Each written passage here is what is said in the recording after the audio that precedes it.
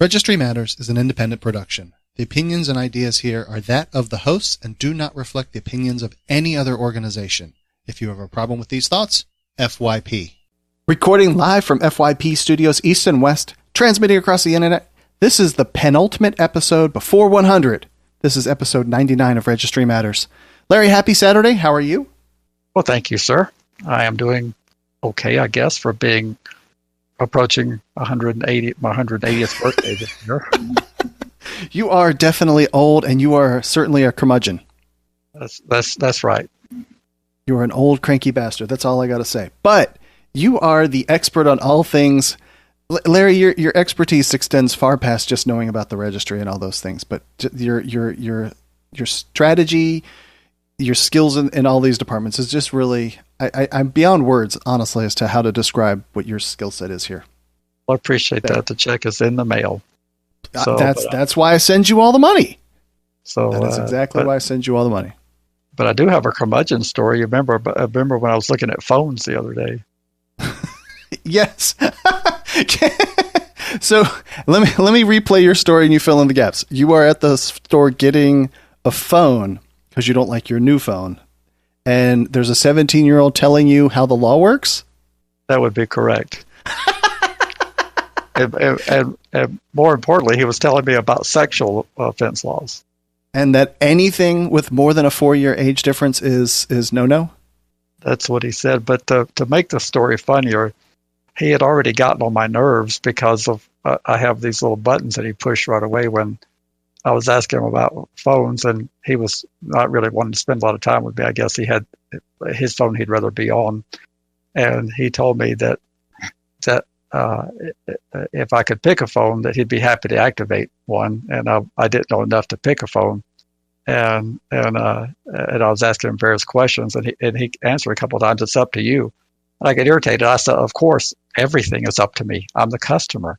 If I buy a particular phone, it's up to me." I said, "I don't know why you need to say that. That goes without saying. It's up to me." And it's kind of like when you say thank you, they say no problem. Who the heck said there was a problem? No problem after someone says thank you is not the response. It's like that. That's another pet peeve of mine. When I say thank you, they say no problem. Who the hell said there was a problem? Larry, you are a difficult human, man. You are straight up a difficult human. Well, I mean, think about that. Thanks, no problem. Mm-hmm. So anyway, I was looking at phones. I told him, I said, "Well, just let me do some reading. I'm independent, and then if I need you, I'll get back to you." And he finally peers back over the side of the booth. I was in the center of the Coronado Mall, and one of those, what do you call those island booths they have? And kiosks. Kiosk, yeah. He was on one side and I was on the other. And he comes back over and said, "You decide anything?" I said, "No, I think I'm going to reserve this for another day." And I was trying to strike up some small talk, and there was a girl working in one of the shops directly across there. And I said, "Well, at least you have a good job. You get to play on your phone, play games, and then you have nice views here of customers, in particular nearby shops." And he picked up right away what I was talking about. He said, "She's too old." And I said, "She's what?" He said, "She's too old." And I said, "Too old for what?" And I said, "What do you mean?" Because she looked very young as far as I'm concerned, and he looked. That's because you're 150, whatever, 250 years old. And I said, "So she's too old for what?" He says, "Well, I couldn't even have anything to do with her because she's too old." And I said, "Well, tell me about this. She's too old in what way?" He says, "Well, she's more than 4 years older than me." And I said, "Really?" And I said, "You're at least 16, aren't you?" He had a beard, and I thought he was up like 2021 at least. And he said, "I'm 17." And I said, "Well, you're of the age of consent." He said, "No." He said, "You're not right about that." He said, "You have to be 18." I said, "Really?" I said, "I thought that had to do with if you had a position of authority or supervisory, if you had any type of control over the minor." I said, "But other than that, I always thought it was 16. I'm not playing any of my cards at that point." I said, I thought it was 16. He said, "Oh, no." He said, "Everybody knows the age of consent is 18. I said, "Oh, really?"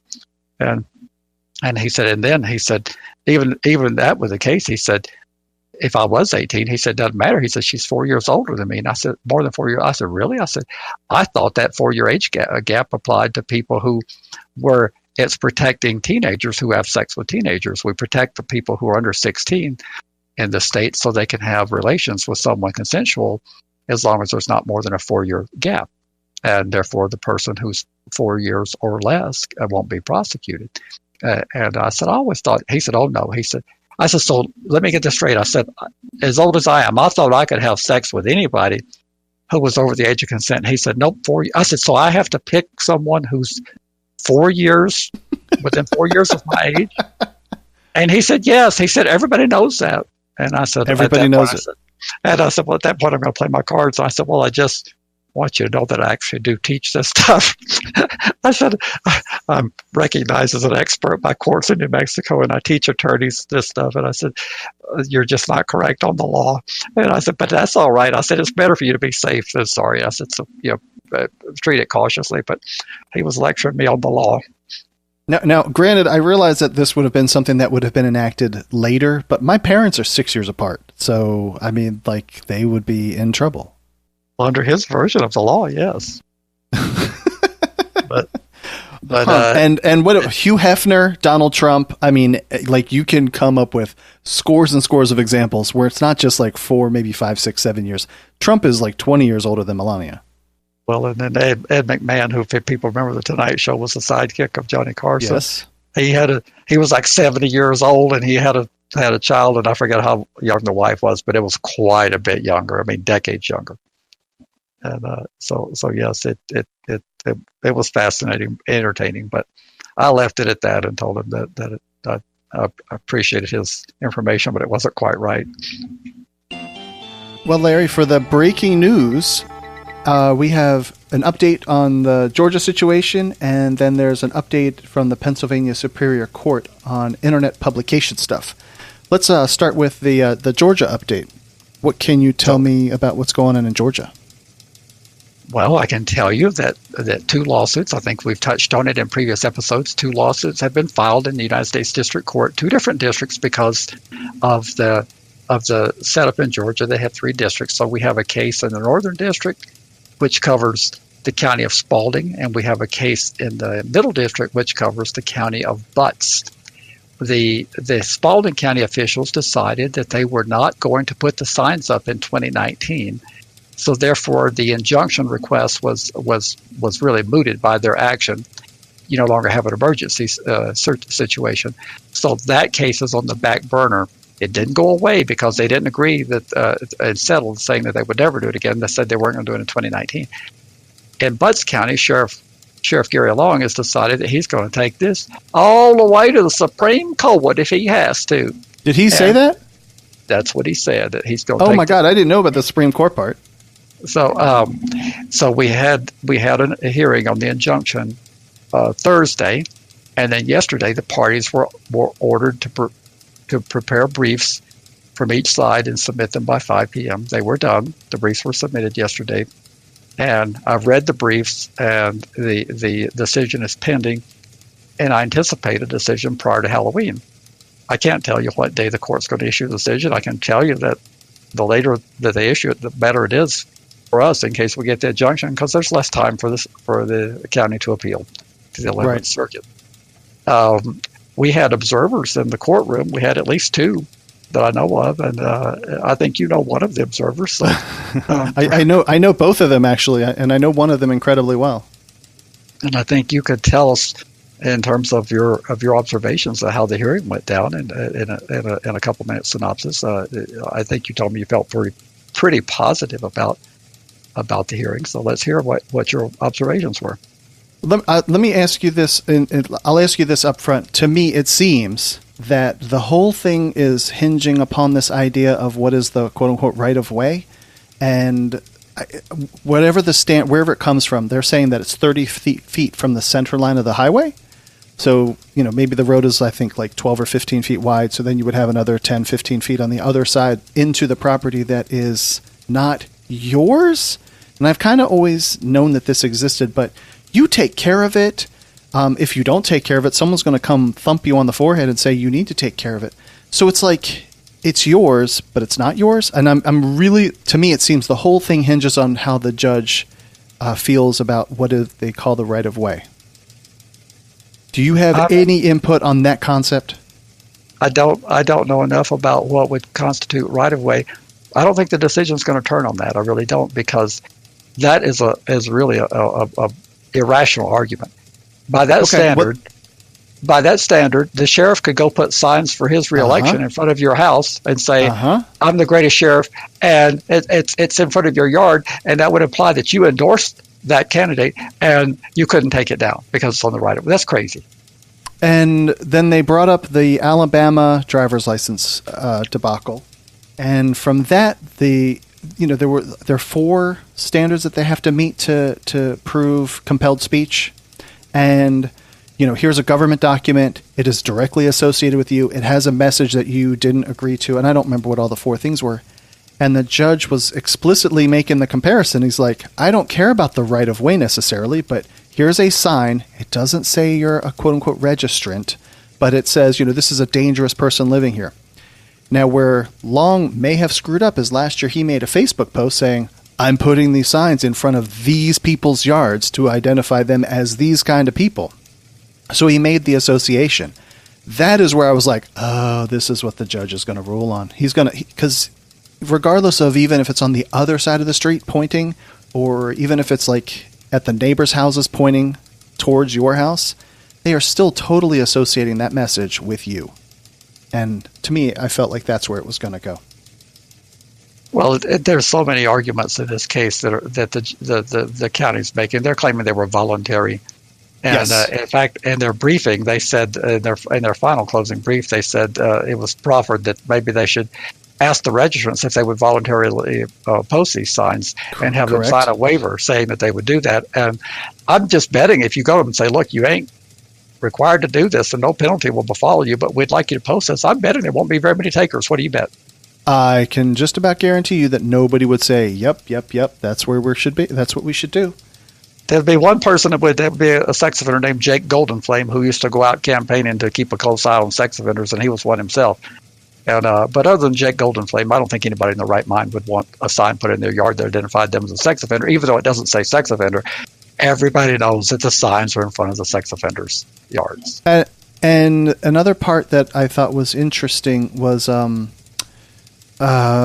they said that this is government property and you can't do anything to modify it, remove it, anything like that. And someone said, well, could someone take a trash can and put it on top of it? Because now you're not removing it or violating it. You're just making it so it can't be displayed. But so that right-of-way area would be used for a speed limit sign. Okay. And I was like, man, I don't know how you thread that needle of, like, that's carrying the government's message per se. So, but that's speed limit signs are never in a person's yard. They're not on the right of way in front of someone's house ever? Well, I've never seen one in my yard. Not necessarily your yard, but like in your neighborhood. I've never seen one in anyone's yard. There are speed limit signs in your neighborhood, Larry, in front of somebody's house. Yes, but they're not in the yard itself. The area we refer to as a setback. There's an area between the street, and then there's some dirt, and then there's a sidewalk, and they're usually in that dirt setback area between the street and the sidewalk. But as far as being over in someone's yard, I don't think I can ever recall seeing a sign in someone's yard. Okay. And then the final point that I wanted to bring up is the way that the sheriff presented the argument that, well, could you get enough deputies to go sit in front of everybody's houses? He goes, well, yeah, I mean, this would effectively do the same thing, but the sign method is more efficient. And that made me think about the Supreme Court case with the GPS stuff where they said, hey, we're just going to put this GPS tracker on somebody's car. And because that's more efficient than doing, boots on the ground, following somebody from point to point to log all their places. I'm sorry, you don't get the privilege of having it be more efficient. You have to exercise some level of resources to do your job.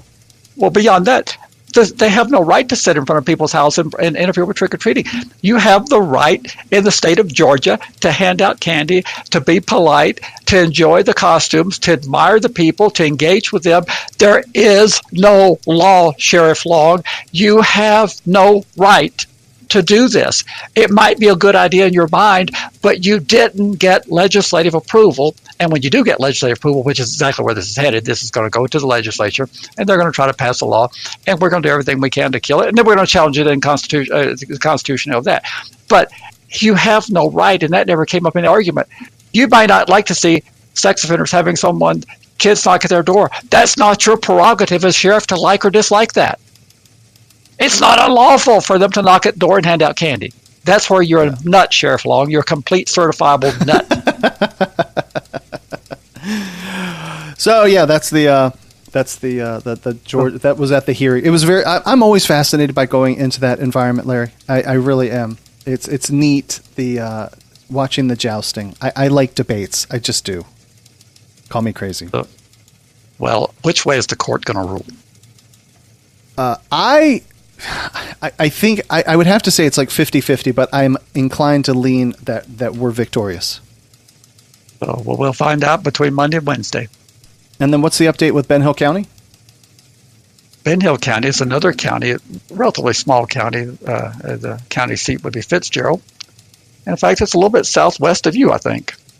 But it's certainly south of you. But they announced that they're going to be doing Halloween signs. So NARSL did Ben Hill County a favor. We sent them the same letter that we sent to these two counties last year, cautioning them not to do that. And anybody affiliated with the sheriff's apparatus or law enforcement apparatus in Georgia is listening. We're being nice to you. We're telling you we are going to sue you too next year. We probably won't get you sued this year, so you'll get to have your fun this year. But we're going to take a poll of all the registrants in Ben Hill County and find out what happened. And we will, unless we lose these lawsuits, we're coming after you, Ben Hill County, and any other county in Georgia that wants to stand up and do this. We're ready for you. We've got a cookie cutter complaint ready, and we're going to come at you, and we're going to put an end to this nonsense in the state of Georgia. I mean, I'm sorry, you don't get to make you don't get to make up your own laws and do what you want to do. You put on that badge and you put your hand on that Bible and you swore you would uphold the law. You're not a lawmaker. And if you don't like the law, there's a process for you to seek change of the law. But the law doesn't permit you to do this, and we're going to shut you down. I will tell you one thing about that county, Ben Hill County. I was about 20 minutes away, and my phone went completely dark. No signal. I have 2 SIM cards on my phone, so I have 2 phone numbers, and both sets of towers. I have T-Mobile and AT&T. Dead. Nothing. They are so far out in the sticks of nothing. I don't know how anybody survives in a county like that. There can't be any reasonable jobs. I don't know how that works. Oh, it is in the boonies, but I think 17,000 is the population of the county. So they probably have 30, 40 people registered. Yeah. I know that in Butts County they were saying 57 were registrants, and Butts it might be a big county, but the population of Jackson is not very big. Butts is a little over 20,000, and okay. the number of offenders is somewhat distorted because the Georgia Diagnostic and Classification Intake Center for the prisoners who are going into Georgia prisons is in Butts County. Well, the 57 was excluding those folks. Yes, and I was going to say the number looks a lot larger than what it really is, because if you pull down the list, they have all the people who are in the prison on there, but those people are not reporting into the sheriff. I understand. And then let's move on over to Pennsylvania, since our update is taking forever. But let's go over there real quick. Well, we actually did a deep dive rather than just doing a highlight. This case, we can do a little bit more of a deep dive later. But the Pennsylvania Superior Court issued a decision yesterday or the day before, very recently, that internet publication is a violation of the ex post facto clause. And although it's a really good decision, it is narrow, and it's very narrow because you have to have been a pre-2012 for this apply to you. This is an as-applied ruling, and it's not the highest tribunal in the state, but it is a very important, very good decision, and we can dig into it a little bit later. But as I cautioned when the case of Munez came down, I said, and I got chastised for saying this, that the legislature will do their best to reinstate registration and go as far as they can to test the limits of how far they can go, because laws are presumed constitutional. So they reinstated the internet publication when they passed enactments in 2018 in response to the Supreme Court decision and the Munez decision. And now one small part of that has been stricken. And I don't expect this to end, and I know I'm not supposed to say this because it really drives people bananas, but I expect them to try one more time. They're not going to stop trying to have internet publication and just throw in the towel. It's not my desired outcome, but I expect that they will try. They will possibly ask the Supreme Court to review this decision, and then if they get the same outcome they got in Munez, then they'll probably go back to the legislature and probably try to craft a slightly narrow application of the internet and make sure it doesn't apply to everybody and see how far they can go. That's what legislators do, and that's what they're likely to do. But that is not what I prefer they do. I think you like it when people chastise you. Well, it's funny because they say I never say anything positive, and I said, well, okay, I can okay, they're going to throw in the towel. There won't be any more. The registry is going to go away tomorrow, and of course nobody in their right mind believes that, but I think that they're going to continue to fight. They're not going to want to let go of the internet publication. I mean, I'm not saying that we're not going to eventually win this. I think eventually we are going to win this in terms of the internet. It does seem like a pretty far stretch. I mean, the way that. You know, when it started in, whatever the Alaska stuff, and man, everybody relies on the internet for everything. To have your junk just posted out there is certainly beyond what anybody else has to go through. So now you've just got this one little group of people that have their junk published. So yes, indeed. But most registries, when they started, the internet hadn't even evolved to the point where there was an internet database. It wasn't until the late 90s that they started illuminating everybody on the registries. Moving on to a question from our new patron, John. We had a pretty big, thorough question from him last week. And he gave a little bit of a follow-up, I guess this would be. He says, I know according to the textualist view of a civil regulatory scheme, the registration liability is completely universal, that one must register if convicted of a sex offense.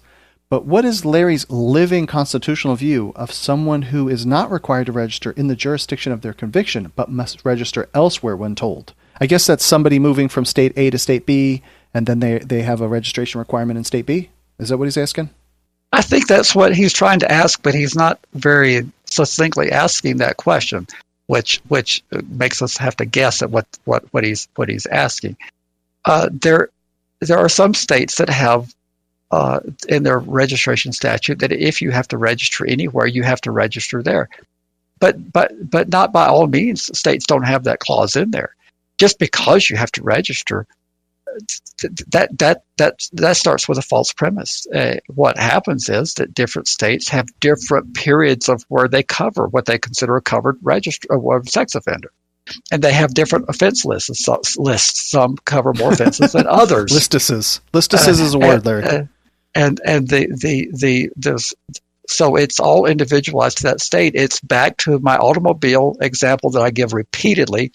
If you take your exempt vehicle from a state where you don't have to do an emissions inspection, where they're more lenient, and particularly the arid western states where there's not a lot of people and air quality is not generally a problem, and you take it to a more densely populated northeastern corridor where there's a lot denser population and air quality is potentially a bigger problem, the fact that you're exempt from registering and emission inspecting smog inspecting your car is of no relevance to New Jersey. They could care less.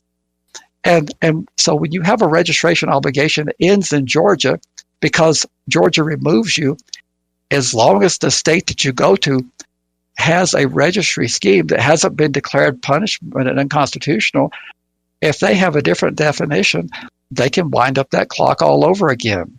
They can say, well, you did your time in Georgia on the registry, you met their civil obligations, you haven't met your civil obligations here. We have a 25-year period of time. You were only on the registry 7 years, and in fact, we don't even give credit for the 7 years you were on in Georgia before you got off. So therefore, you'll have to register for at least 25 years while you're here. And I don't think the Constitution comes into play here, whether it's a textualist or evolving. I don't see the correlation there, because until a particular state's registration scheme is declared unconstitutional because it's punishment, they can apply it to a person retroactively. They can alter the terms as long as they don't increase the terms to the point like some states have done, where those increases, those enhancements have amounted to punishment. Michigan, Pennsylvania, some states have done that, and they've been slapped down by their courts. But I'm really struggling with where he's trying to go with the question. I don't think that the living or the textualist view has anything to do with this issue. It has to do with whether the state's registry has been proven to be punishment or not. And if it has been, you may not have to register if you have an older conviction and they say that they can't apply these enhanced requirements to you because your conviction is too old. You may be home free, but otherwise a person may have to register despite the fact they've been removed from another state. And then we could try and go down the path where the guy moved to North Carolina. This was probably a year ago that we talked about this. The guy moved to North Carolina, and he goes into the office and says, "Do I have to register?" And they go, "No." And then he moves to a new county, and he asks again, and then they said yes, and then he got messed up for not registering. But they would have never known he was there had he not shown up in the office. I think he went in twice to Wake County office. He went in. Okay. He just couldn't let go of the fact that there's people out there that just cannot accept the fact they don't have to register. Larry, to be fair, it is someone does not want to get jammed up for not following the rules appropriately, and they don't trust that they're going to get jammed up for not following the rules. I understand the fear. It is there. But when I ask people to show me the prosecutions for this, I can never get anyone to show me one. There's theoretically, you could be 72 hours and 1 minute in a state, and they could prosecute you if they have that clause. I have not been provided with any evidence, and I'm on the national and the state criminal defense lawyers listserv, and I have never had a case like that come to me. Now, I have had cases where people have actually moved to the state, not being temporarily present, but moved to the state, and they're like past the 3 days, and they've gotten prosecuted because the state that they moved from notified them, and they gave them the address of where they said they were going to, and they didn't make it in within the period of time. And I have heard of those, but where a person who's actually just been driving through a state and I have never heard. So yes, the fear is there, but just because you have the fear doesn't make it realistic, does it?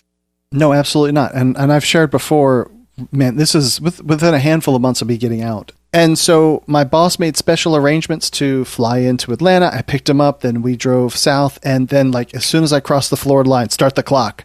And I was, man, we have to be out in 48 hours. And we're like hauling ass to get out of the state in time. And I think I was in the state for about 51 or 2 hours. And I made it. Probably ran a greater risk by speeding, drawing attention to yourself, than if you'd have just acted like a normal human being and taken your time. You are 100% correct. But I was saying that just because you have a fear, when I pass police holding guns, I have a fear that those guns could be turned on me. That doesn't mean that's a realistic fear, but in view of the recent police shootings, maybe it is a realistic fear. But just because you have a fear, that doesn't make it legitimate. I completely agree with you.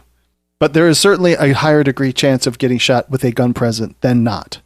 Well, that's what I'm saying. I think that fear is probably more realistic than the fear of, I'm going to be in a state 73 hours and they're going to prosecute me.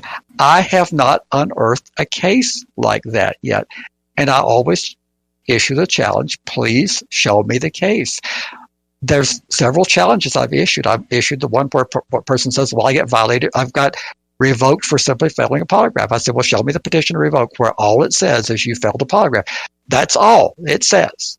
And no petition has ever been unearthed. Now it says they failed the polygraph, they showed deception, and they made several incriminating admissions after that in the post-polygraph interview.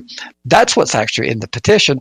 Or they've shown me petitions that said that they failed one or two polygraphs, and then their treatment was terminated. And then the petition to revoke says condition of probation was successfully participating in complete treatment, person terminated from treatment, and the basis for the termination was failure of the polygraph. That's not the same thing as saying, I mean, it indirectly is, but that's not the same petition as saying they just simply showed deception on a polygraph. It's splitting hairs. Go ahead. But it's splitting hairs, but it's not the same thing. Yeah, and just before we get too far removed from it, Mike in chat says, I'll lend my Geiger counter if needed, as if, if you're in the state for too long so that you can see if you're emitting radiation. We appreciate that Geiger counter. I would like to use it next time I'm traveling to see how well it picks up, because next time we have a conference, we can try that. Yes, especially if there's a whole bunch of us in one consolidated place, you'd think that the Geiger counter would go off more. Well, it's just that's the whole thing. Like people, when there's a conference, well, if I'm here 73 hours, okay. When's the last time you've seen law enforcement circulating through a hotel conference checking ID? Well, of course, as old as I am, I've never seen it, and I've never found anybody who's seen that happen. But they have the fear that the cops are going to go through circulating through the hotel and say, I think there might be some sexual offenders in here that are beyond the 72 hours. Yep, there's one over there. I mean, show me your plane ticket. When did you arrive? And they're going to go interview the 200 people at the conference to see when each and every one of them arrived. So, but now it is remotely possible if you were to have an event at the hotel that required sequestration of the property. If there were to be a mass shooting or something, now, I have a feeling the mass shooting would probably take priority over sex offenders. But if you had some event, if you had Legionnaire's disease or something, and they had to quarantine, it's possible that they could discover a person, but it's so remote that you'd spend your energy would be better spent doing other things. But if you want to live a life of being that concerned about imaginary boogeymen, you remind me of the sheriffs who are promoting imaginary boogeymen on Halloween. I mean, you can convince yourself that there's a boogeyman out to get you. Now, they are out to get you. There's no doubt about that. Mm-hmm. There are people sitting out in registration offices that are out to get you. But they're going to get you on something just a tad bit more than that. They're going to get you on being late on your 90 days. They're going to get you on failure to report an automobile that you've been driving for 2 weeks and you're supposed to report it within 72 hours. They're going to get you on those little trivialities. They're not going to get you that you were in the state of Georgia for 73 hours. But they are out to get you. And, you could end up in some sort of very benign thing, like you have a teeny little fender bender that the police get called into. Wink, wink, nudge, nudge. I'm familiar with that. I've heard of people. I've heard of people who have done it. So. All right, let's move into the meat and potatoes of this show, Larry. Alrighty. I like poking fun at you for that one, by the way. This first one comes from mainpublic.org, and it's 22 months in solitary violated Maine inmate's rights, but he's not entitled to damages. Judge rules. How do you spend 22 months in solitary confinement? And I think they said it's 5 days a week of 24 hours a day, and then only a handful of hours on those other 2 days to give you some rec time. That's insanity. And I thought it was in reverse. He had 5 days a week where he was out an hour a day, and then 2 days where he was not. Yeah. Let's split hairs over that one. And when he's on the quote unquote yard, when he's in the cage that has open air, he's cuffed. It's not like you can move around. This is insanity. And so then they said, well, the all we needed from the prison was that they had justification to keep you locked up in there. So sorry, you're screwed. I don't like this. I wasn't able to see an opinion attached to this. I just was able to read the article, so it's difficult to really give a lot of pontification one way or the other. But I can say that sometimes judges' hands are tied because he's not entitled to damages because the law doesn't provide any. Now, you don't want, being a good constitutional textualist, you don't want judges legislating from the bench and creating something that just isn't provided for in law. Now, would you? No, absolutely not. I think the bulk of our conservative audience would not want that. And so it could very well be that the judge didn't have the ability to grant him relief. It could have been that he used the wrong vehicle to try to get relief, meaning that the wrong cause of action. It may be in a habeas corpus. I don't know what he filed. Like I said, I don't have anything here to work with. But it could be that that particular vehicle doesn't provide the type of relief he was looking to in terms of damages. So we don't know that the court did anything wrong based on the information we have here. But what we do know is that 22 months in solitary confinement is something that the state of Maine ought to take very seriously. And they ought to look at how much latitude they're providing their prison administrators. And they ought to do what we did. And we've limited the Corrections Department on how they can utilize solitary confinement because we determined that they could not self-discipline and it's kind of like forcing women to give birth with their hands in shackles and everything. They couldn't do the right thing themselves, so we had to legislate and limit what they can do in solitary confinement. And I can't tell you word for word what we did, but the corrections department here has been limited, and that may be what needs to be done in Maine as well. I'm pretty sure. Let's see. The Human Rights Watch, I guess, is what it is. They said that anything more than 15 days is considered a human rights violation. And correct me if I'm wrong. My math isn't so strong. 22 months is longer than 15 days. Well, but that's an international globalist thing. America, we don't need to be paying no attention to. I mean, foreign law has nothing to do with us, and we are the beacon of human rights. And if we do it in America, it passes every standard. There's no one should even question anything America does. And you're unpatriotic to even suggest that we should be bound by anything that someone in the rest of the world says. Who are they to tell the United States of America what to do and what constitutes a human rights violation? Well, we're the savior and the protector of human rights all over the world. That's just totally offensive to me. And then you really make me want to bring up children in cages, but we shouldn't go there.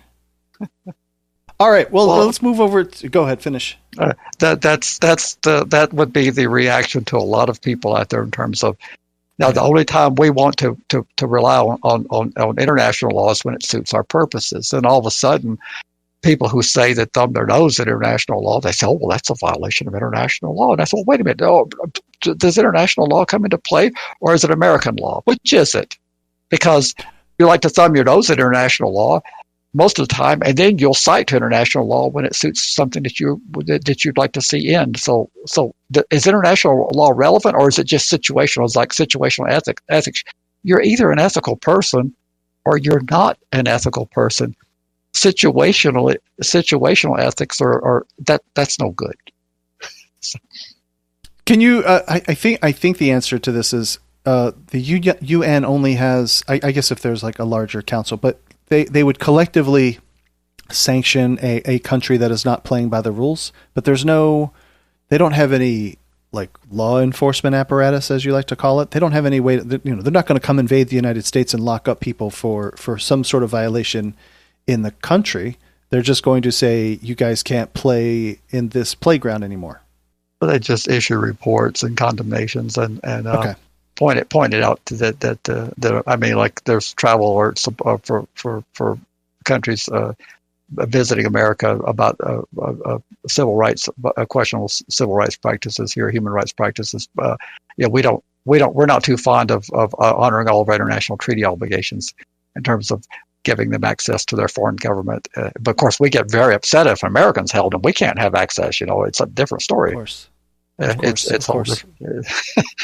Well, it goes both ways, though. Mm-hmm. I do. I was just having a conversation with someone in chat about hypocrisy, about doing something along the same lines, just on a smaller scale. As former Georgia Governor Lester Maddox said, hypocrisy. Oh, sorry. I need to figure out how to pronounce that word better.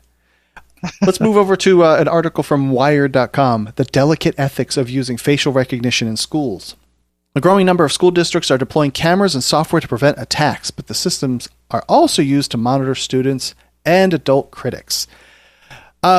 Only very, very loosely tangentially related to the registry that the article features someone that kind of got in trouble and wants to go to maybe his sister's graduation. And like within seconds of this kid sitting down, they, the sheriff's deputies come and asked him his name and escorted him out because they got high resolution cameras looking at the people visiting into the school and escorting you out if you fit onto the no-no list. Larry, I keep saying this, as much as in favor of computers and artificial intelligence, I think it's coming down the pike and I think it's a wonderful thing. There are certainly places that it's going to get misused and we need to seriously sequester how these things are used. And I don't think that this is the right way to use it. Well, let's just be clear so that we don't mislead people. This was on a steamy May evening where 9,000 people had filed into Stingray, I don't know how to pronounce it, stadium in Texas City, which they have huge stadiums for high school football. It's just an enormous thing in Texas. They almost fund some of their high schools better than college teams. But this was the thousands of people at this event, and they were running facial recognition on everybody who entered the stadium. I just see this as being rife for opportunities to be misused or misidentify people because, it can only be X accurate. And, now let's just hypothetically say that person was misidentified and now he got perhaps embarrassed by having the police come up and ask him questions. Man, I just hate this stuff. I really do. I don't think this is the right way to go. Well, the school administration defends it because they say that the district says it doesn't intend to watch students. Rather, officials say they want to keep out unwelcome visitors, including suspended students and local sex offenders. Well, riddle me this. How are they not watching students if they're watching everyone to see if someone fits the profile? Well, but I mean, we're not going to misuse the information, Andy. You don't understand. We have the best of intentions, and our intentions are pure. We're trying to keep the children who've been entrusted to our care safe as they can possibly be, and all we want to do is to use this not to spy on them, but to protect them. I don't know why you liberal do-gooders are always out there trying to undermine law enforcement, and then you gripe about what a dangerous society you live in, and then you try to tie our hands so we can't do our jobs. All we're trying to do is increase the element of safety.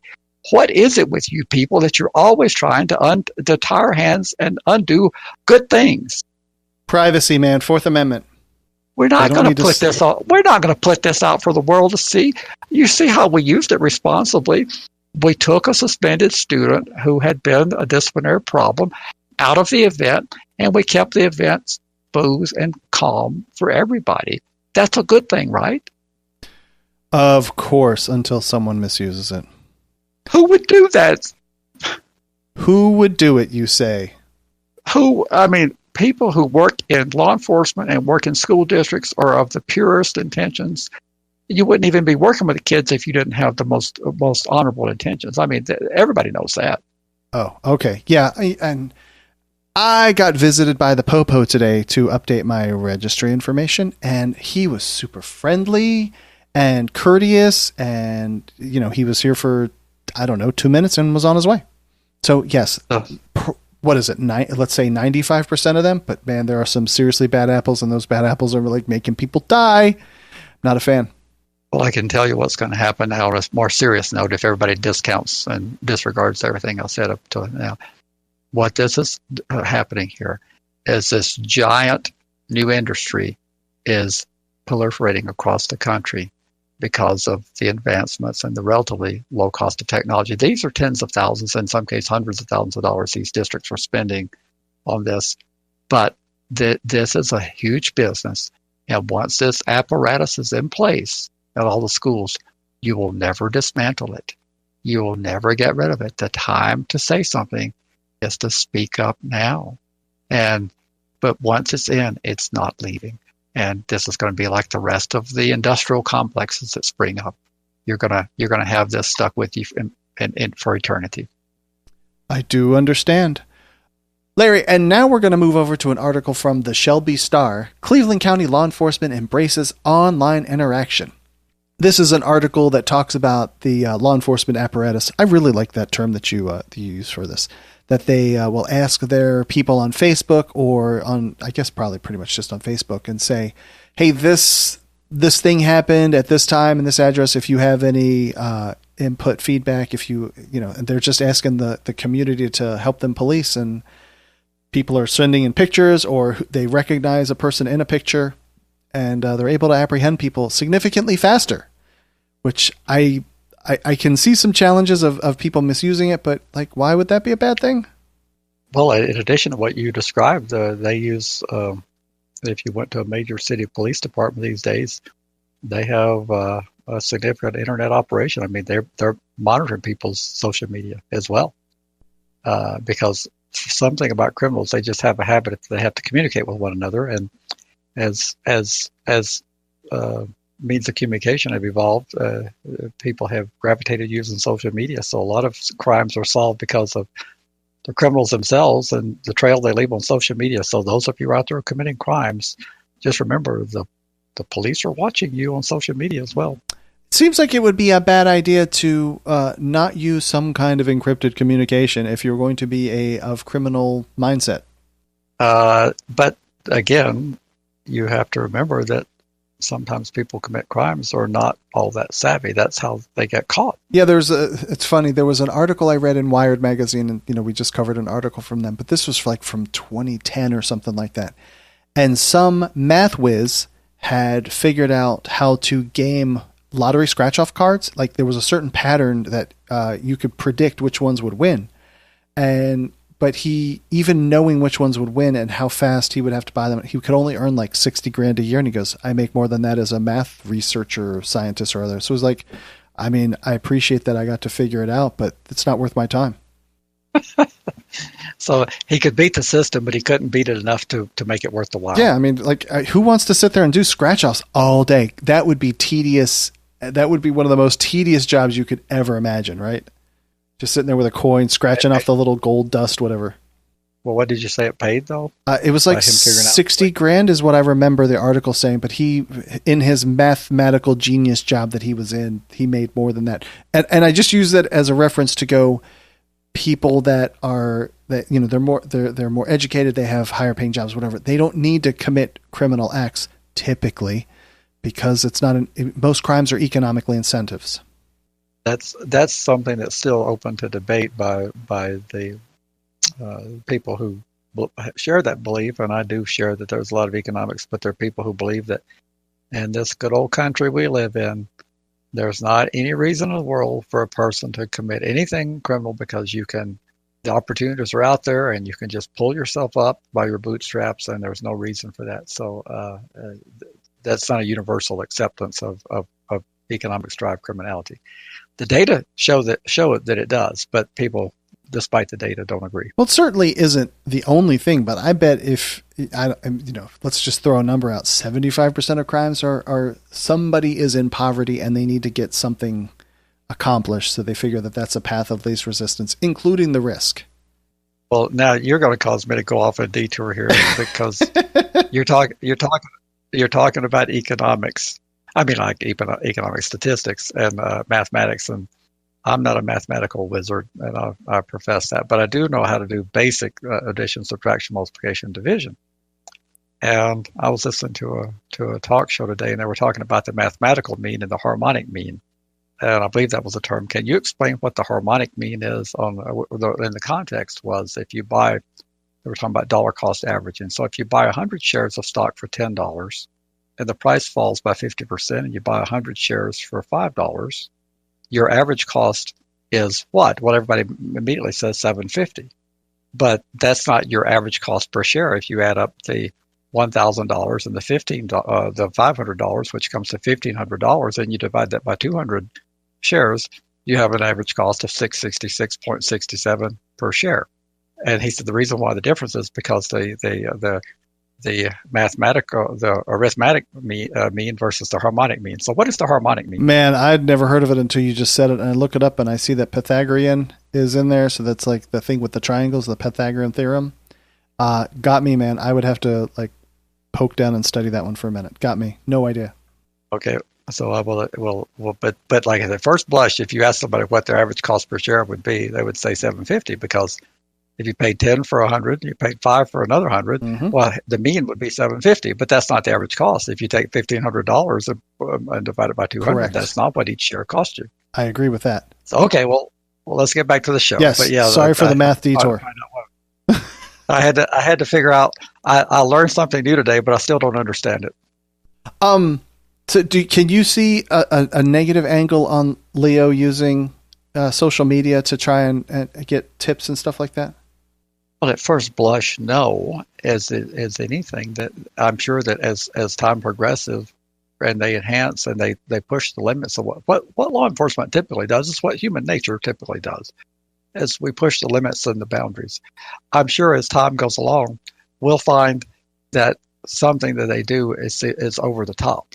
That no, they shouldn't be doing that. But right now, since I'm not a big user of social media, I don't know where those limits are and where they should be, and what law enforcement will do. They will test those limits, but you can be assured they will test the limits. Part of the idea behind Facebook is, they're all about building communities, and your community could be that you have a certain kind of legal expertise, Larry, and you could have meetings with similar minds across the globe. It doesn't have to be communities in your neighborhood, so to speak. And so this provides a way, at least in theory, that the people of your city, you know, some sort of geographic, you know, where you're in proximity to them, that you guys have some kind of community and you're pulling each other along and encouraging and so forth. That's one of the founding principles behind Facebook, besides them trolling all of your information and selling it for nefarious purposes. No, not Facebook. It's going to be fun to watch that develop over all these periods of time and of how much stuff they're collecting about you. Even if you have no Facebook account, even if you block everything, they are still gathering troves and troves of information about what your interaction with the world is. It's very, very, very strange. It's a very disturbing amount of information that they're gathering. So Facebook is collecting on all those millions who are not connected to them. Correct. I don't have a Facebook account, and so many websites, even the company that I work for, we have Facebook trackers to gather analytics. And you know, even if they don't know who you are, they know who you are. Like on the outside, they don't have necessarily a name and a face to an anonymous code of some kind. They still have a pretty good idea who Larry is. Let's move over to an article from, man, this totally looks like Oreo Online, but it's Oregon Live. Oregon judge ordered woman to type in her iPhone passcode so police could search it for evidence against her. This is a breach of the Fifth Amendment, Larry. You should never have to reveal your password. But I guess they could say you have to reveal the combination to your safe, and if you don't, then they hold you in contempt and you get put in jail for that. This woman crashed a car and they want to get into her phone, and I'm not sure why they want to get into her phone, what evidence they're trying to get off the phone. But anyway, so a judge says she has to unlock the phone, and I think they put her in jail for some period of time because she wasn't cooperating. That is correct. And not only a judge said it, the Oregon Court of Appeals said that she has to. And people at first blush, they say, no, but it's not as simple as you would think it is. You have the right not to testify against yourself, but is unlocking the phone testimonial? It would be like, say, I knew a person who used to make obscene and prank phone calls, and if a judge orders you to speak a particular set of words that were recorded on the receiving, if anybody has a old-fashioned answer machine anymore, but whatever device people leave messages on. If the judge says, speak these words, that's not testimonial. Or if the judge says you're ordered to have your genitals photographed because the complaining witness said that there was a particular scar or whatever, that's not testimonial. If you're ordered to give your fingerprints, that's not testimonial. If you're ordered to give your DNA. So this is just not as clear-cut as one would think at first blush, because she wasn't being ordered to testify. She was being ordered on a phone that had been taken into custody, for which a warrant had been issued through establishing a probable cause. She was ordered to assist in the search of the device that had been ordered by a court to be searched. And that's what makes this so unique. And there's a little case law. In fact, in Oregon, they could not even cite to any Oregon case on point. So they considered this to be a matter of first impression, because there was no case law. So they had to look at case law from other jurisdictions and from the Supreme Court. So I went through and did my typical markups on here. So those who were interested in the case of Oregon versus Pittman, it is for the legal gurus. It's a fun read to figure out, to go through how they discern what's testimonial, what isn't. And then there was a doctrine I've never heard of, and I'm trying to thumb through the decision to see that. I said, gee, I've never even heard of that doctrine. The foregone conclusion doctrine, as discussed later, is a term of art. The Fifth Amendment jurisprudence defendant opposed the state's motion, arguing that the warrant was overbroad and that compelling her to disclose her iPhone would violate the Constitution.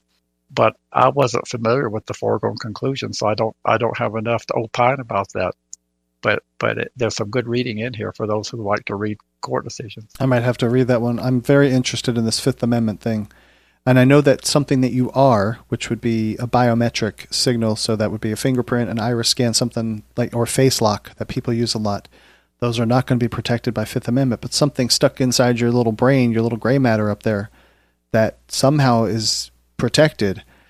I just get troubled with this kind of stuff, Larry, that the amount of information that not somebody that has a $30 phone, but somebody that, they store all of their family photos. They have their banking information. They have all of their contacts. They have all of their email. They have all of this data on their phone. And that shouldn't be, I think that should to some degree be outside of the realm of, like a search warrant. If they're looking for, hey, we're looking for drug paraphernalia, and they find a whole arsenal of weapons.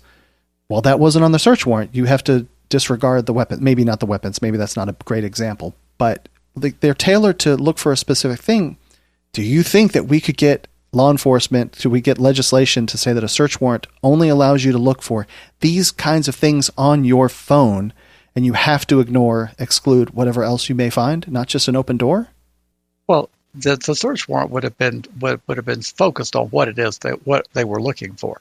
It wouldn't have said just to go on a fishing expedition they would have said that there was an accident resulting in injury or death. I forget which it was, but they would have been looking for something relevant to that.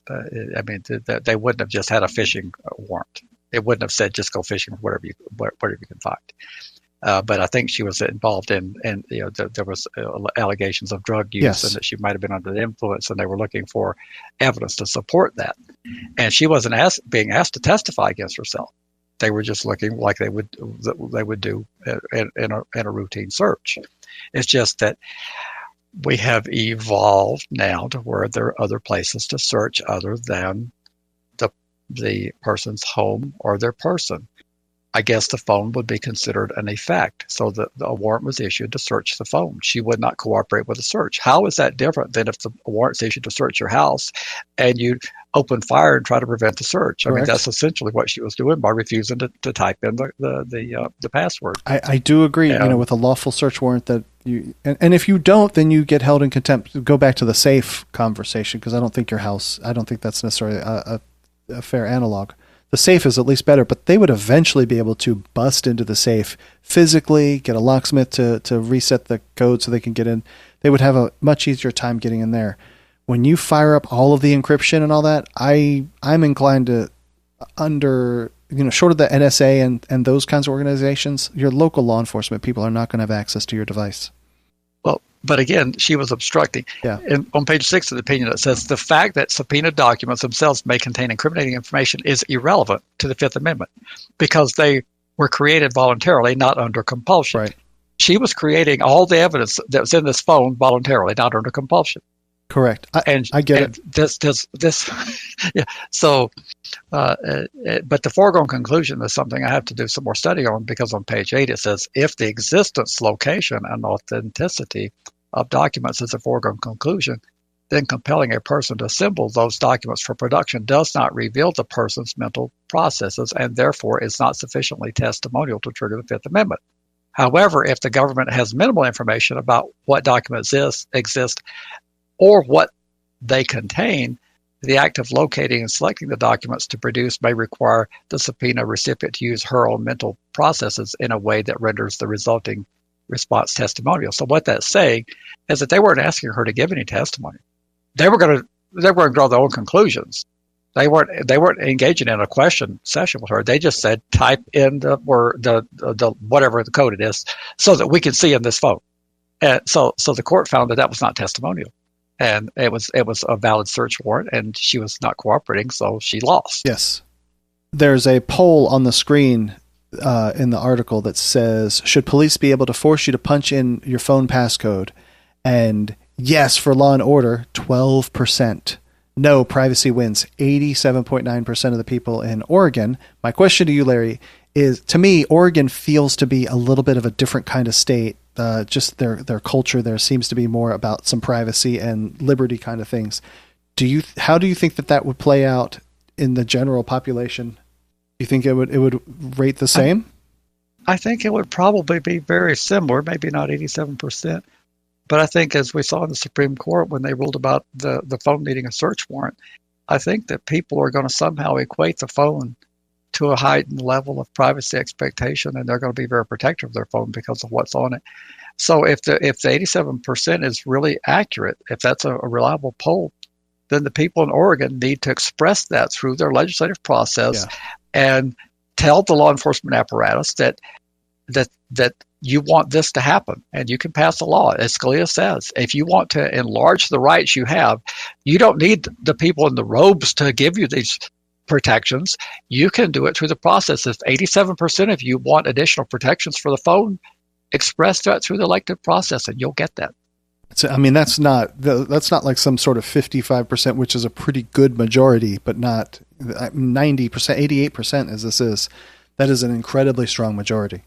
I would like to hear what the law and order people, the 12%, I would like to hear what their arguments are to say that, I mean, like, do you just want everyone to run around with their phone unlocked all the time? That includes corporate secrets. That includes, I can't imagine why you would just think that, yes, you should just open up your phone to everybody. Well, I don't think that was the question here. The question was whether you'd open your phone up after it had been ordered by the court, as it was subject to a search, issued a warrant that was issued through a directive of the court that search take place. Again, if a judge issues an order that your dwelling be searched, you cannot stand in the way of that. You'll be hauled off to jail. Yeah. And you know, the Waco, Texas thing would ensue. They would eventually bring in the larger and larger hardware to gain access to your dwelling at some point. Yes, the search you could the process would be. Of course, I can understand if I thought I was protecting myself. I can understand her reasoning, but the process would be is you cooperate with the search, and then you take that up on appeal, and you move to suppress the product of the search. And she could have made these same arguments without ever sitting in jail, but she didn't choose that route. But anyway, that she's lost, and if the people of Oregon feel that strongly, they need to change the law. You don't want the judges who were not elected in most instances making the law, do you? That's an evolving. You don't want that evolving standards of decency. You don't want people who are not accountable deciding in some kind of secret club what the law should be and how to evolve the law. You don't want that. There's a process for making law, isn't there? I believe that there is. I believe. Time is running out for you to submit your congratulatory message for us reaching episode 100. There, like I said, there's a handful of slots left. I would love to have a whole bunch pour in so that I can fill up the show with all these congratulatory messages. You can record a voice memo on your phone, and then you can email that to registrymatterscast@gmail.com. Or if you want to do it old school, you could phone in to 747-227-4477 and record a voicemail message. Thanks, guys. I really appreciate it, and I'll talk to you soon. Ready to be a part of Registry Matters? Get links at registrymatters.co. If you need to be all discreet about it, contact them by email, registrymatterscast@gmail.com. You can call or text a ransom message to 747-227-4477. Want to support Registry Matters on a monthly basis? Head to patreon.com/Registry Matters. Not ready to become a patron? Give a 5-star review at Apple Podcasts or Stitcher. Or tell your buddies at your treatment class about the podcast. We want to send out a big heartfelt support for those on the registry. Keep fighting. Without you, we can't succeed. You make it possible. We should move on then to this next article, which is a sort of like happy feel-good one. It's opb.org, which I don't know what OPB stands for, but Tara Simmons looks to become the first former inmate elected to Washington legislature. I'm pretty sure that wouldn't happen in Georgia, or, we could come up with another state. I think Kentucky is one where one of our people is trying to become a lawyer, and he has been prevented thus far as I know. This is kind of neat news, Larry, for someone that's formerly incarcerated, a convicted felon, to she got promoted up to the bar. She passed the bar exam, and now she's running for a legislative position, as I believe. And she has the backing of the current holder of the seat, who's retiring. That's kind of neat. Also, the seat is currently held by Representative Sherry Appleton, an 8-term Democrat who recently announced she will retire. I can tell you it wouldn't happen here because you're never allowed to hold public office after you have that conviction. So we don't have that option here. Period. End of story. So you're a felon. You can never hold elected office. That is correct. Now you could hold a federal office, but Okay. you couldn't hold a state office here. Can you share with me your opinion in both directions of why you would or wouldn't allow someone? It's hard for me to get into the minds of people who believe that you should never allow a person to hold. I think there should be a rehabilitation process for anyone who's out in the community. We're assuming that if they get turned out into community, they've paid their debt.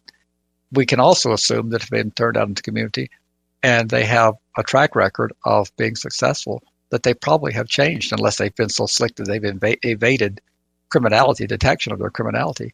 So we can assume that they're a full participating citizen. I can't think of any justifiable reason. I think it goes back to the paranoia that they have about letting felons vote because they're going to tip the scales. I think that it's an unjustified fear of something bad that would happen, would be that these people are going to be pro-felon and they're going to be for chaos. I don't understand. You'd have to ask a person who has the fear. I don't have that fear, and I don't think there's any rational justification for it. It's just like the Second Amendment. You're right to. Why is Martha Stewart not allowed to protect herself? Because she could be a dangerous, like, Rambo wielding M60 carrying MF running around mowing up the town. I mean, that's how Martha, when you see her eyes when she's making those cooking pots and pans, she looks kind of devious. So my question is we have the Second Amendment. So if you've ever made a mistake in your life, and so many things rise to a level of felony, if we truly believe that weapons provide a level of safety and protection, why is it that we disenfranchise 20-25% of the population? They are not allowed to protect and defend their families. There was one of the people at the hearing on Thursday. He's off all of the supervision. He's like, and you're putting this sign in my yard, and I have no ability to defend me or my family or my property. Yes, that's the point I'm making. So I don't understand this mindset that I think rehabilitation is evident after a period of time, and I think that people ought to be fully participating, serving on juries, serving in public office, and I don't understand this. They have to be punished for the rest of their life. If I can throw something out there, and I'm going to get all kinds of hate mail. So let's just hypothetically say that the representative, I think it's in Minnesota, the one that wears the hijab. Let's just say hypothetically that she tried to get it. She got into office, and let's say she was pushing for some super radical, like Muslim terrorist kinds of laws. They would never make it very far. So how if you then elected a very, very large minority of people that had felony convictions and they tried to say, hey, we want chaos and we want to just watch the city burn, the rest of the legislature wouldn't vote for it. It wouldn't get passed. So what's the risk?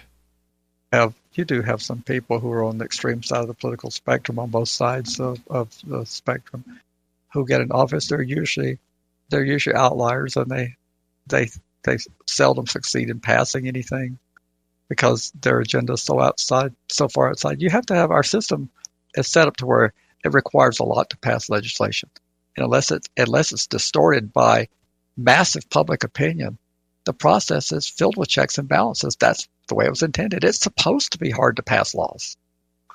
That was designed that way. Yeah. Right. There's supposed to be all the controversy. There's the debate, all the opportunities for the public to push back, which most of us don't take any sort of interest in. Interesting. Anyway, so here, this woman, hopefully, so she is going, she's at least on the ticket and well supported and all that. And hopefully she'll win, and that maybe she'll be a shining star in the Washington and be an example for other people to push back. I'm imagining that OPB is probably Oregon Public Broadcasting, I'm guessing. You're a smart dude. But but that left coast, there's a bunch of wacko nut jobs out there. Clearly. I mean, they're the ones driving the country over the cliff. They got minimum wage going through the stratosphere, and people can't find housing. Even they've jacked the wages up to $15 an hour, and they have homelessness galore in these places. Assisted suicide. It's just a cesspool, that whole part of the country. And for folks, I'm being very facetious because that's what the right wingers say. They say that you can't win because these places are having enormous prosperity despite the fact that wages are higher than the rest of the country, and which is supposed to destroy the economy. And then the fact that they have booming economies, lots of jobs, and shortage of labor and shortage of housing because the value of the housing stock has gone up through the roof. Seattle, you can't afford to get a broom closet up there these days. But they say that all this stuff is bad. But I thought prosperity was good. You just can't win. You have prosperity and a booming economy and California's been leading the nation in job creation for a number of years now. But you can't win. I understand, Larry. Let's move over to Fox 8 in Cleveland. Sex offender safety tips ahead of trick or treat. I only want to cover this article because of the 10-ish or so bullet points that they make. I think maybe one or two of them are specifically apply to trick or treating.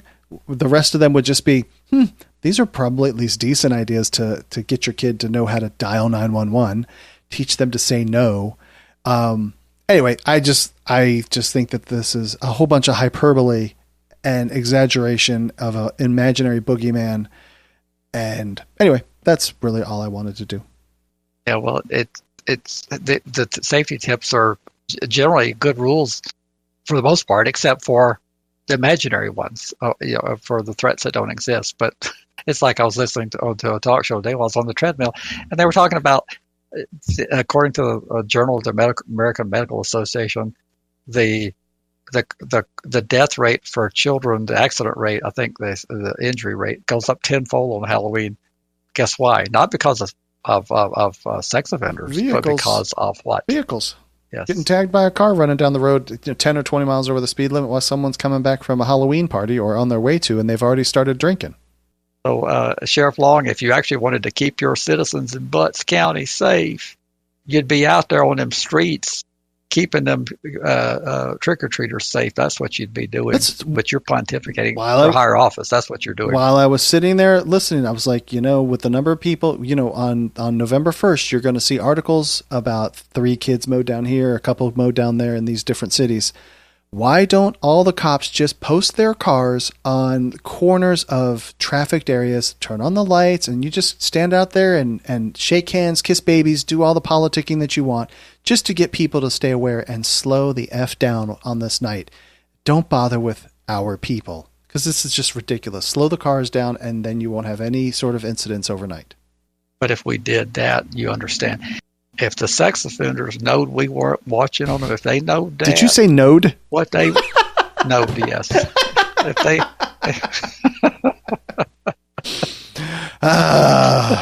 Love it. Love it. If they know there wasn't anybody watching them, they would have a field day. It'd be a paradise for them. We have to be. The reason why nothing happens is because we're out there monitoring them. I don't know why you liberals can't understand that. Can we move over to this recent article that sort of goes along the same lines? It's a Florida cops went to absurd lengths to entrap a man who showed no interest in underage sex. Reading this article, they tried and tried and tried and tried. And this guy turns out to be a county employee. Maybe he even worked for the sheriff's office. I know he was a county employee. And he found someone on Tinder who was 18 years old. And he's like, hey, I'm bored at work and I just want to chat. Turns out to be law enforcement, and so he's chatting with the 18-year-old, and I'm doing air quotes here like anybody can see me. And then it's like, oh, hey, by the way, I'm 14. And he's like, cool, maybe we shouldn't talk so much. And they kept pushing, and then they started sending sexy images. And he's just like, hey, keep it cool, take your time, no rush or anything. And like they forced him into... this would be the definition of entrapment, wouldn't it, Larry? Well, he wasn't arrested, but the part that I found appalling was that they did the bait and switch, and he didn't bite for that.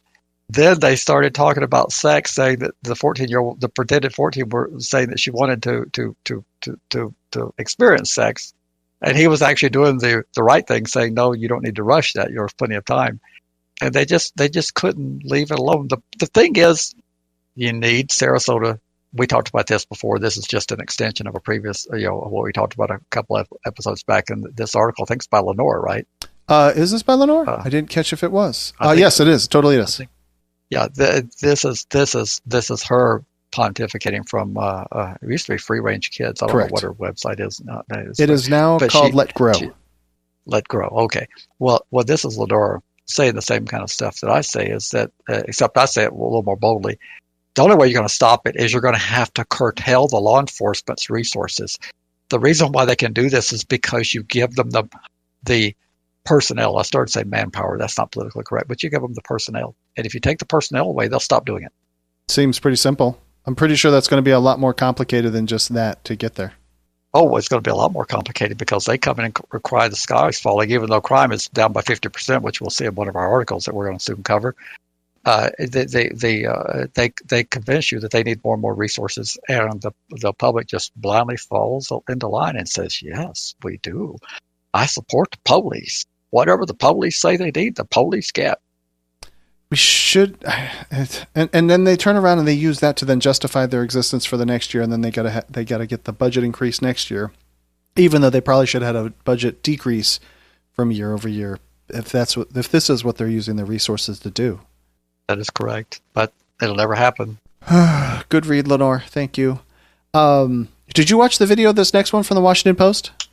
I did not. They blurred it for redaction purposes, and this is a Phoenix Fire's officer who pulled a gun on parents after their 4-year-old took a doll from the dollar store.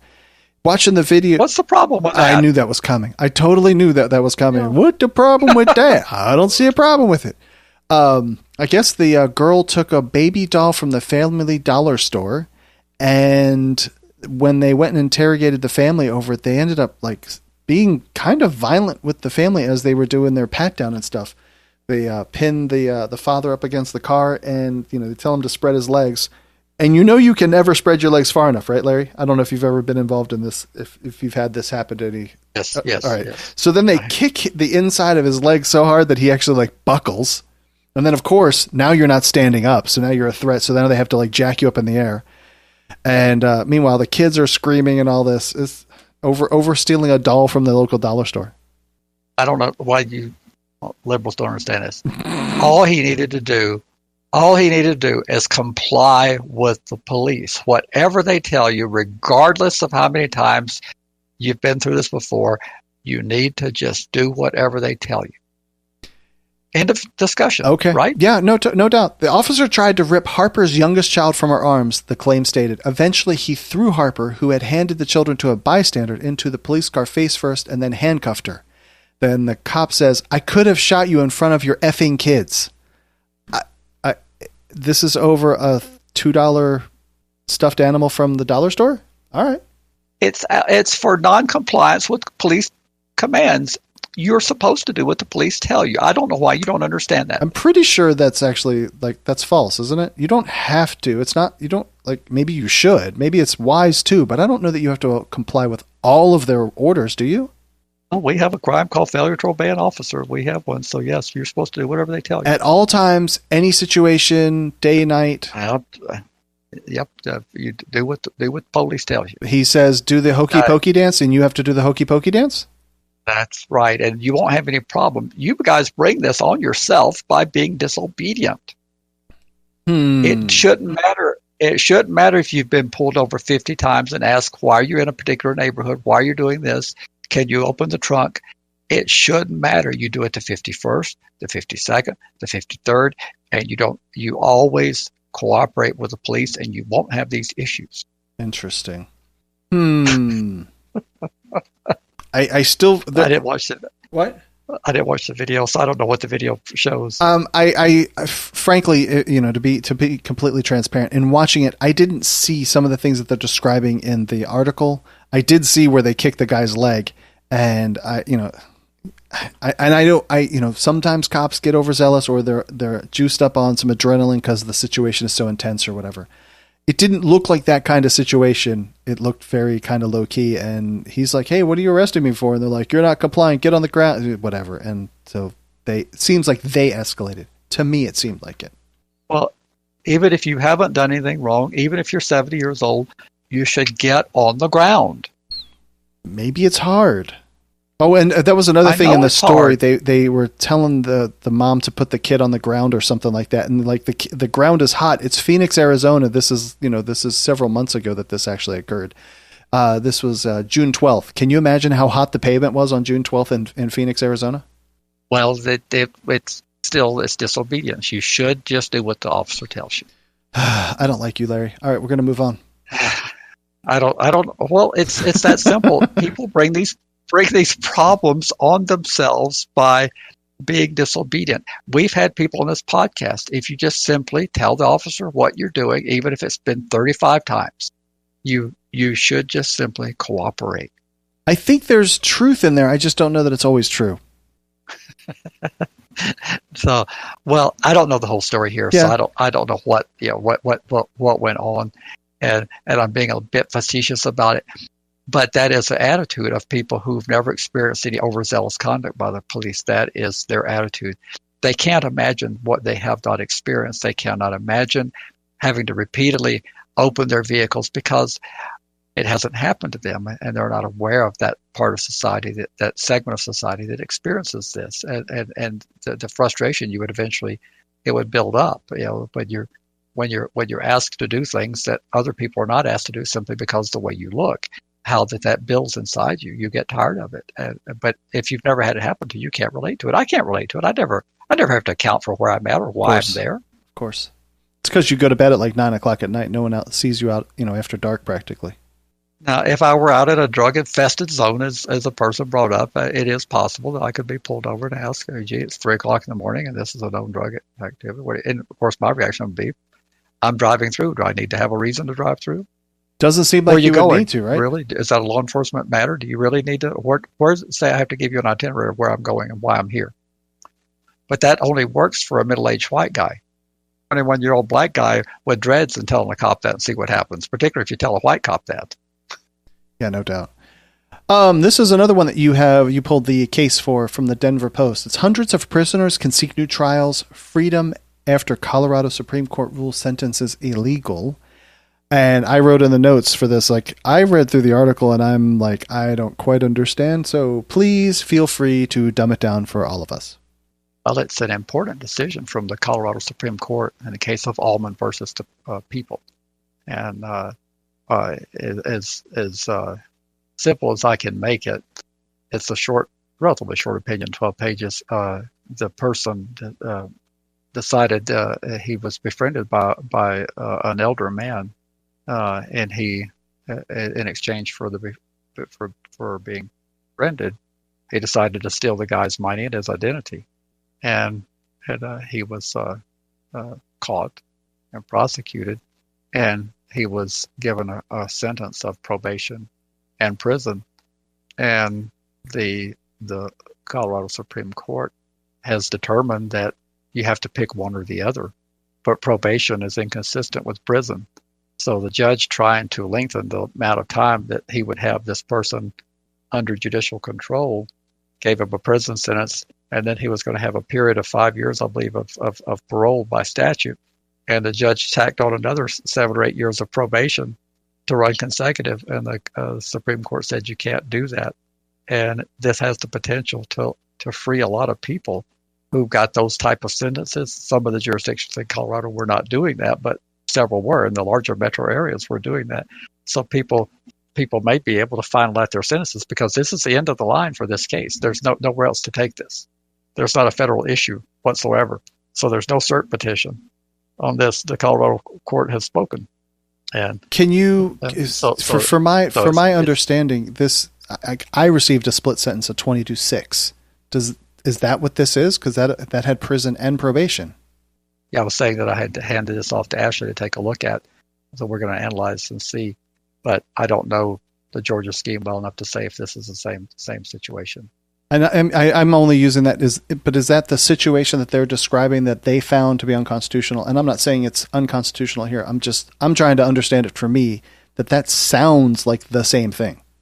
Well, except for they did it by the counts there. They gave him a prison sentence on some of the counts, and then they gave him a probated sentence on the other counts because he had multiple counts.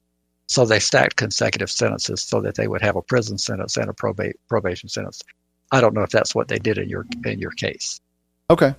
They specifically sentenced him to prison on some of the counts, and they specifically sentenced him to probation. Colorado law is clear that if a person's put on probation, they can be sent sentenced to no more than 90 days and work release as a condition of probation. But probation and prison are for two different purposes. So for them, the judge was trying to invent a mechanism through the sentencing to have a greater amount of time to control this person, to try to get some of the man's $59,000 of restitution back. And he failed because the court said you don't get to invent your own sentencing scheme. You have to follow the one that the legislature enacted. Right.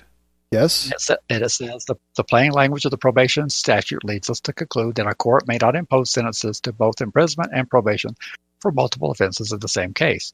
To start the determination that probation is an appropriate sentence for a defendant necessarily requires a coordinate determination that prison is not appropriate.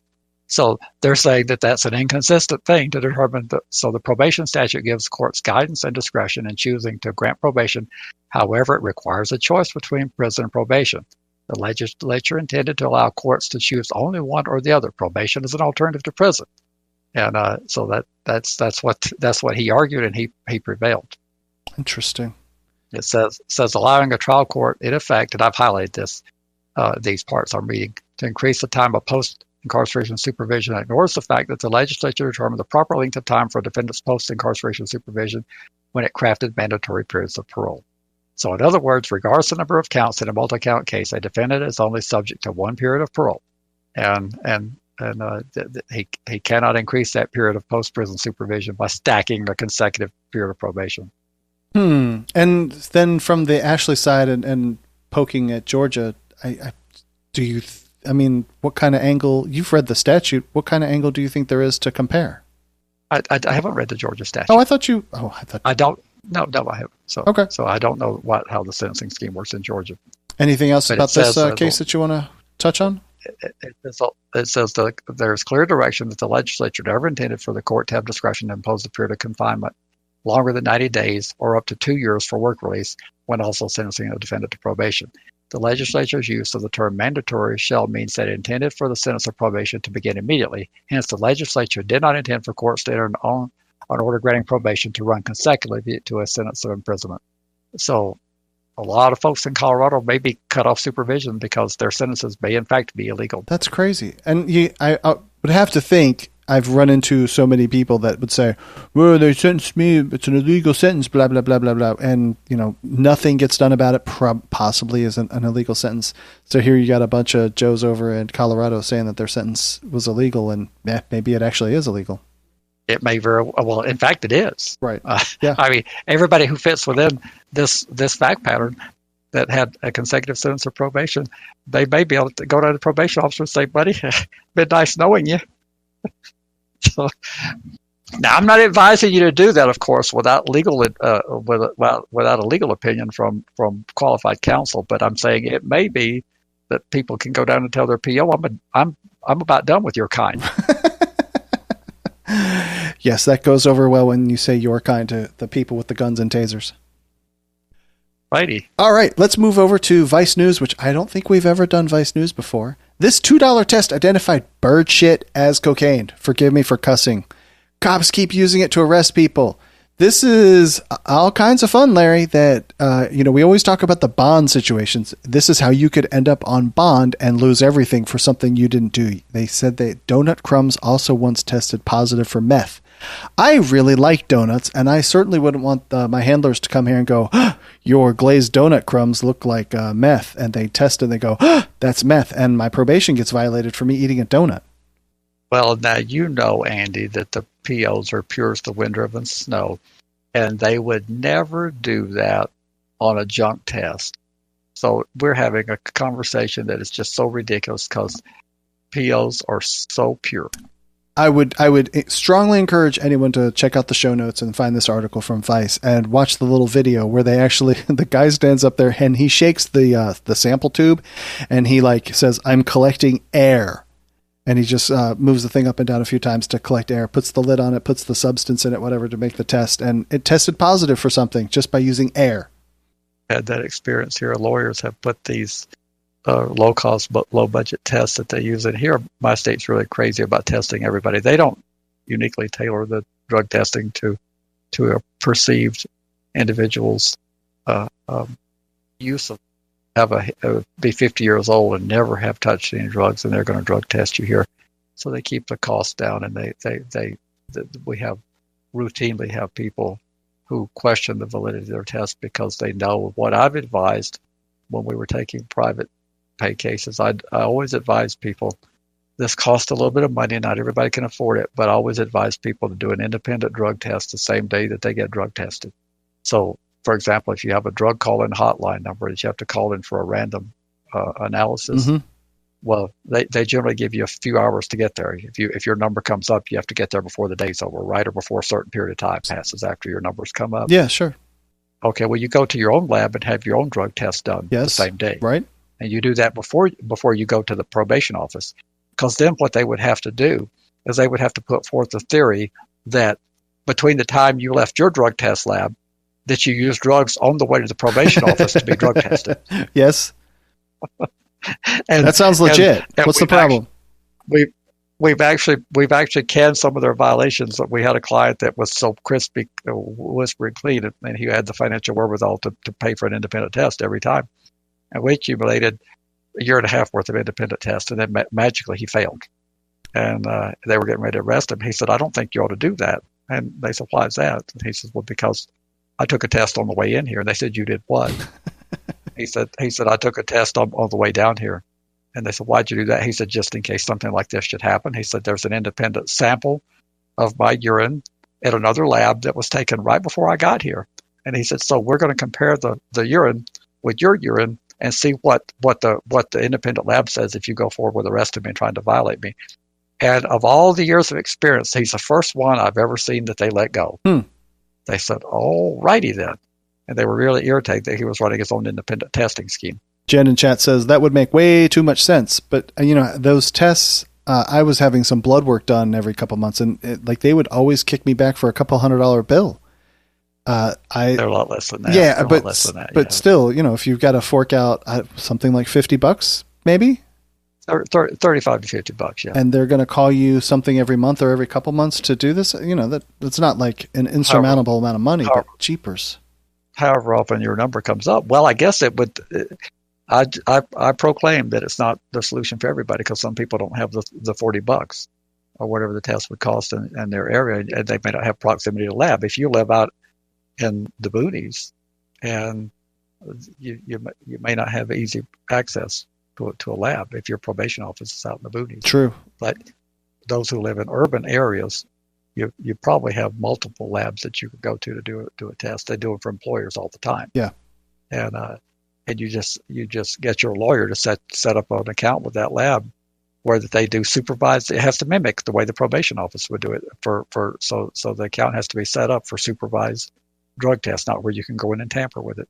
And then the lab technician certifies on the drug test that it was collected in his or her presence, depending on the gender. And you have that to shove in their face when they try to violate you. And then for our final article, this is Inquirer.com. Living in fear, probation is meant to keep people out of jail, but intense monitoring leaves tens of thousands across the state at risk of incarceration.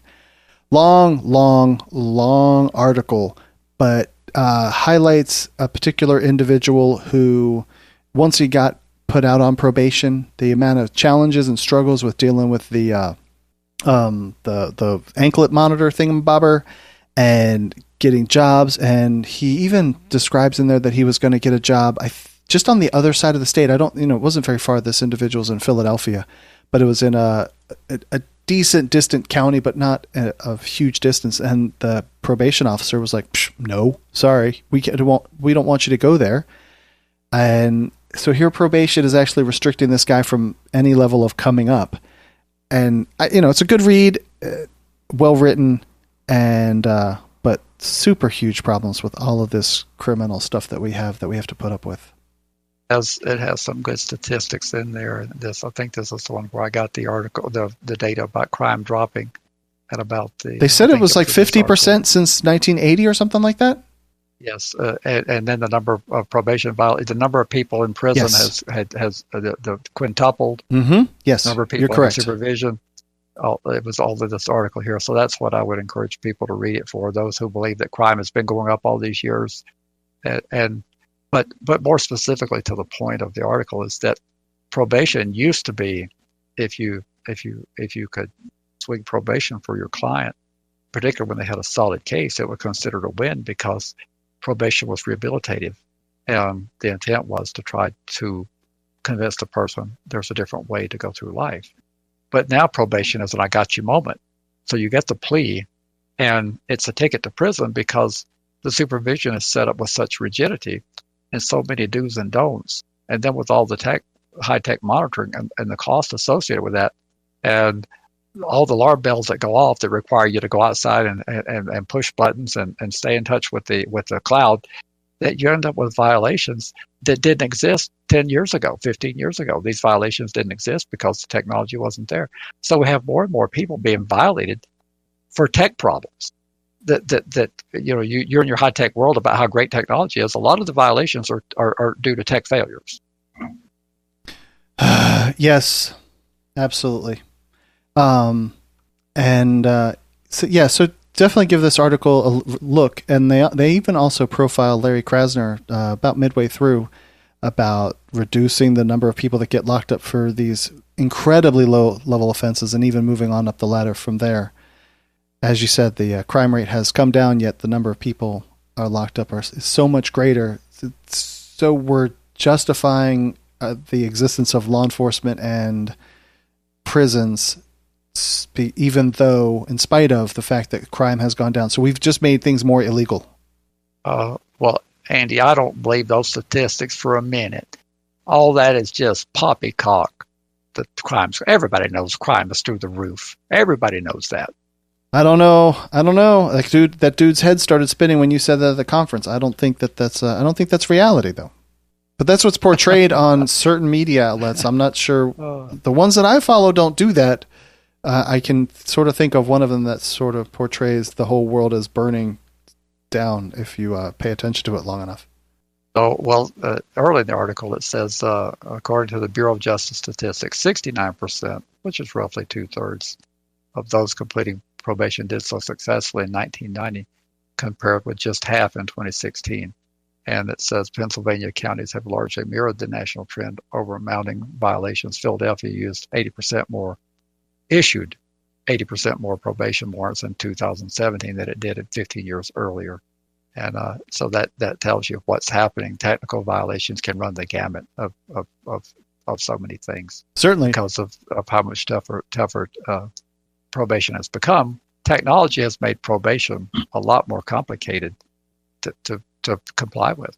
Yes, without a doubt. They have all the different devices and apparatus to watch you. You've heard about the thing in Georgia where they've given you an app to install on your phone, and they send you a link and you do like a live stream video conference with your handler. I'm kind of weirded. I've heard about that. I'm kind of weirded out by this one. So, yes, well, I like this one condition a judge added to her 12-year sentence talking about one of these people, not to hang around with bad people. Yes, got to watch out for the baddies. They also covered in the article, Larry, they were talking about the number of people that are on supervision of some kind.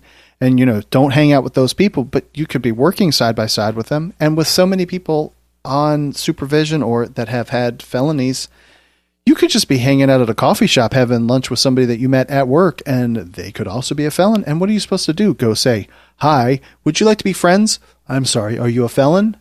Oh, sorry, we can't be friends." Well, that sounds reasonable to me. Not only that, you should probably take their prints and run them down to the local fingerprint and have them check for a background and pay for the FBI background. But that's silly. The association is intended to be a case. Just one of our supporters in the state here, he hired someone to work for him, and the apparatus told him that he couldn't do it, they couldn't work with each other, and the youngster had enough resources. He took it to the judge that sentenced him, and they got a judicial override saying that he could work there, because that's kind of the whole point of probation, is try to have people with jobs and to rebuild their lives. And I told the employer, I said, they're going to be gunning for both of you now. I said, you've both irritated them because you've got a judge to do something. They're not going to like that. Yeah. Larry, that's all I got. What else do you got? Oh, I think we should probably, in view of the technical glitches, we should probably try to wrap it up. Yes, without a doubt. Hey, before we go, though, I want to make an announcement. Like, next week is kind of a significant milestone. If you are listening to this podcast, maybe there are special events that are going to occur next week. Wink, wink, nudge, nudge. It's a secret. Don't tell Larry. There, we can go on now. Well, we do want to promote the Halloween event that's going to be happening on Thursday night, where everyone who's listening to this podcast should join. And how do they join in that marathon? Definitely go to Narsol and find the publication, but you could stream it on YouTube, which would be youtube.com/Narsol. That'll get you close enough there to find it. And then there's obviously a phone number that you could call in. And that's going to be Wednesday night starting at like noon or some crazy number like that and running till midnight. What's the time frame? I thought Halloween was Thursday. Is it Wednesday? No, it's Thursday. I'm sorry, I misspoke. So it's Thursday. My bad. Thursday, and it starts at what time? We're going to start at 5 Eastern, and we're going to be doing a cop watch hotline.